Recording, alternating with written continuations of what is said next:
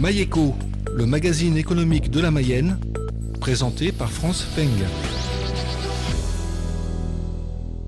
Nous recevons aujourd'hui à nouveau Jean M, directeur marketing et communication du groupe Saveurs et Délices, qui nous a présenté les sociétés de ce groupe la semaine dernière. Et aujourd'hui, nous allons plus particulièrement aborder le thème de la franchise. Bonjour Jean M. Bonjour. La franchise, c'est une activité très importante pour votre groupe.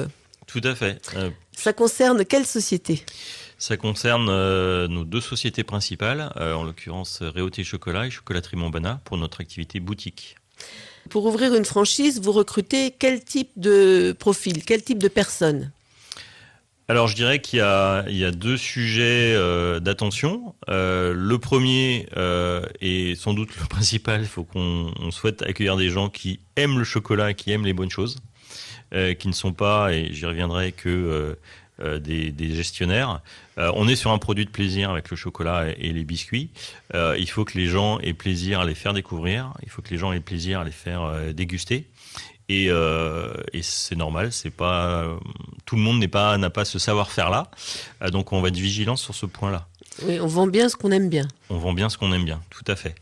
Le deuxième point, effectivement, c'est la notion d'être commerçant.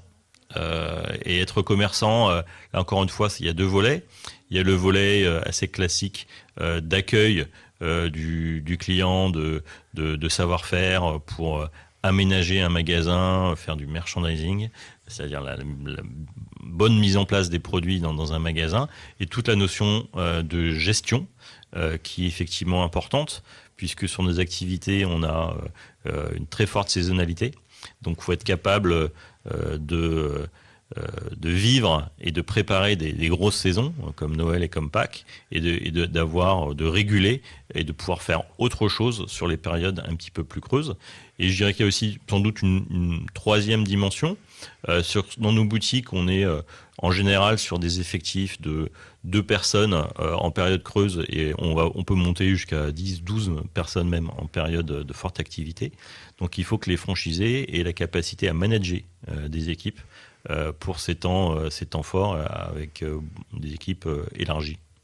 Donc c'est plutôt plus qu'un diplôme, c'est plutôt des capacités personnelles, d'abord à aimer le chocolat et puis surtout à manager et avoir un tempérament qui permet de maintenir ce type d'activité. Clairement, comme dans beaucoup d'entreprises, on parle de savoir-être et savoir-faire. Et le savoir-faire, c'est pas que via une formation, c'est aussi par l'expérience. On cherche plutôt des gens avec une petite expérience effectivement de commerçant, je vous le disais. Oui.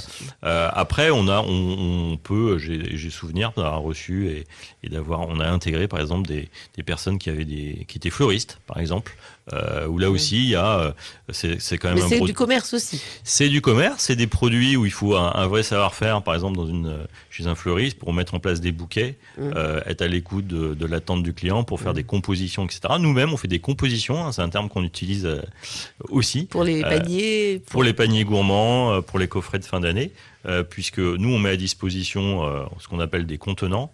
Ça peut être des corbeilles en bois, en osier, tout ce que vous voulez. On met à disposition de nos franchisés les chocolats, et pour certains d'entre eux, ils vont faire eux-mêmes leur composition, donc il faut un savoir-faire. On a parlé de formation. Quand quelqu'un rentre dans une franchise, j'imagine que vous lui donnez une formation.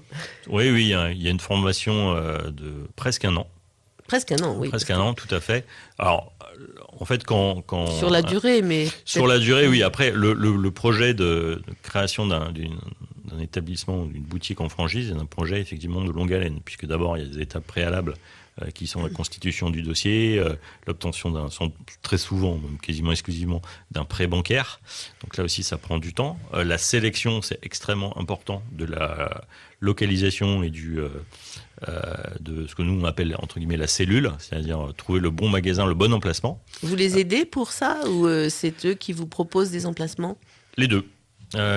Donc certains effectivement ont un projet qui est extrêmement mûr, on va dire, puisqu'ils ont sélectionné un lieu. Après, on peut le challenger, puisqu'ils ont très souvent une connaissance de la ville dans laquelle ils veulent s'établir, mais sur les optimisations du choix des emplacements, nous aussi on a un vrai savoir-faire, donc on les aide là-dessus. Oui.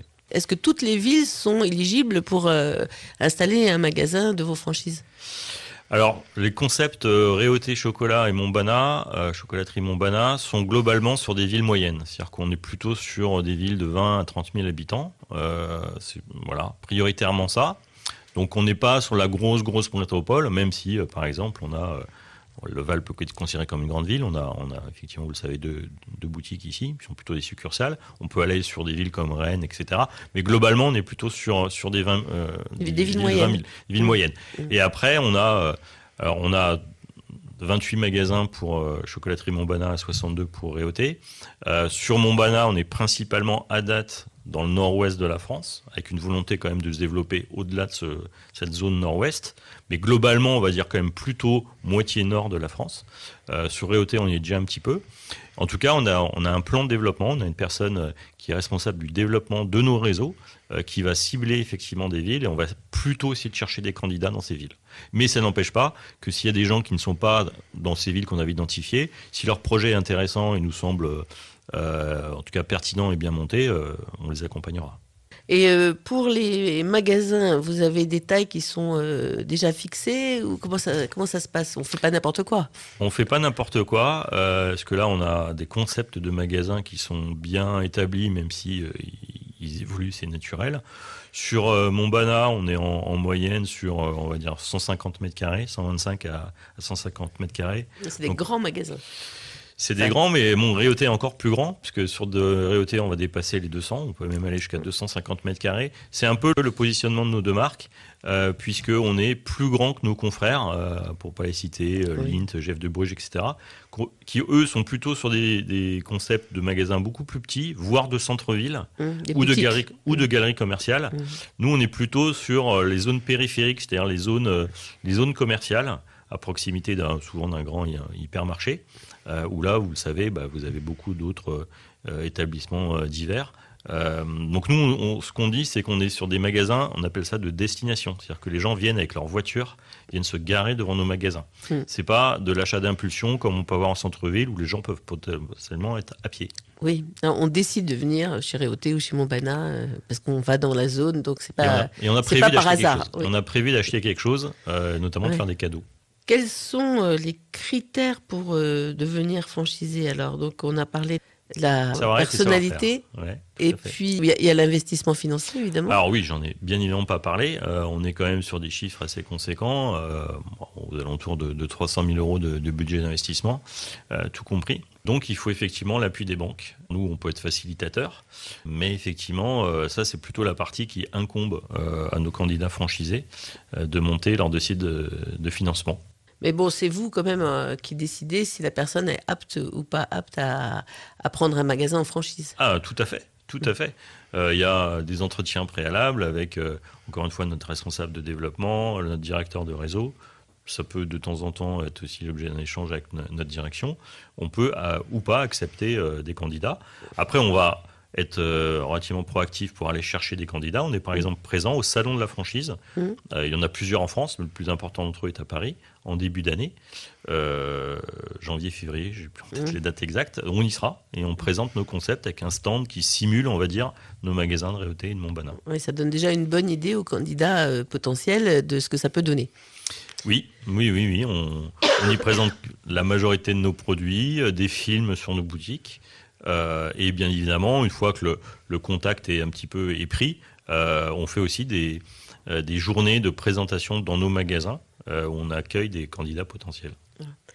On imagine que le candidat il a besoin de certains appuis, de publicité, peut-être de formation en gestion, tout ça vous le fournissez lors de vos formations? Moins honnêtement sur la partie gestion, parce que encore une fois, souvent ils ont une expérience préalable de gestion sur d'autres projets. Oui. Par contre, sur la partie communication, et là effectivement c'est la partie qui m'incombe en tant que directeur marketing et communication, on les aide à mettre en place un plan de lancement, un plan de communication de lancement, et après on les accompagne évidemment tout au long de l'année, puisque nous-mêmes on a de la communication, des vagues de médias, etc. Et de toute façon, dans le concept de la franchise, il y a un pourcentage du chiffre d'affaires qui est par nous, franchiseurs, on le garantit, qui investit pour soutenir notre marque et qui, eux, dans leur contrat propre de franchise de leur magasin, les obligent à investir un pourcentage de leur chiffre d'affaires en communication. Et on le contrôle. Oui, c'est sûr qu'il y a toujours besoin de publicité et de visibilité pour ce type de magasin comme pour tout autre. Sinon, est-ce qu'il y a une différence entre les profils qui vont choisir Monbana ou qui vont choisir Réauté? Parce que vous proposez les deux marques en franchise. Honnêtement, assez peu. C'est plus eux qui trouvent un intérêt à l'un concept plutôt qu'à l'autre. Par rapport à la nature des produits, par rapport à l'agencement des magasins, l'esthétisme des magasins, ils vont plutôt se sentir à l'aise sur un magasin plutôt qu'un autre. Un des écarts qu'il peut y avoir entre les deux concepts, c'est qu'on est un petit peu plus présent sur la partie professionnelle sur Réauté. C'est une partie plus importante du chiffre d'affaires. Donc effectivement, s'ils ont envie, ils sont plus disposés à aller prospecter des entreprises, je parlais de CE et d'associations, c'est plutôt sur Réauté aussi Chocolat qu'ils vont aller, même si on se développe sur Monbana dans ce domaine. J'ai vu aussi qu'il y avait du drive, des click and collect. Est-ce que c'est toujours d'actualité ou c'était plutôt pendant la période du Covid? Alors ça a été effectivement créé pendant le Covid, le click and collect. Après, on fait aussi de la livraison. La livraison, on l'arrête pendant l'été, toujours pour ces problématiques de température. Compliqué d'envoyer du chocolat, sauf à avoir de l'envoi réfrigéré, mais qui est très très cher. Donc on arrête. Le click and collect, oui, il est toujours en place. Après, on considère, nous, pour Réauté et Monbana, qu'il faut venir dans les magasins. Parce que l'expérience de dégustation, voilà, il faut la vivre. On a une gamme tellement large qu'on ne peut pas toute l'exposer sur nos sites internet. Nos corbeilles, on ne les vend pas sur nos sites internet. On va plutôt vendre des produits individuels, des sachets, etc. Donc c'est vraiment en magasin que ça se passe. Donc on y est, on maintient une présence, mais c'est pas un axe de développement. C'est peut-être aussi un point de vue générationnel, parce que c'est peut-être plus les jeunes qui choisissent de commander sur Internet et de venir prendre, ou il y en a pour tout âge. Il y a effectivement, bien sûr, c'est un petit peu plus les jeunes, mais alors même si on n'a pas accès à ces données, on se rend compte que sur nos marchés à nous, et donc notamment chez nos confrères, c'est pas un axe majeur, Internet. C'est vraiment un produit. C'est un produit qu'il faut qu'il y ait une rencontre entre le consommateur et le produit. Oui, c'est un plaisir aussi de voir les chocolats avant de les déguster. Et de les sentir. Par exemple, la dimension olfactive. Et de les déguster parfois. Et voilà. Oui, mais écoutez, en cette période de Noël, ça nous donne l'eau à la bouche, tout ça. Je vous remercie, Jean M, directeur marketing et communication du groupe Saveurs et Délices, de ces présentations. Et donc, si quelqu'un envisage une franchise, pourquoi pas aller venir vous voir. On vous attend. Écrivez-nous. Au revoir.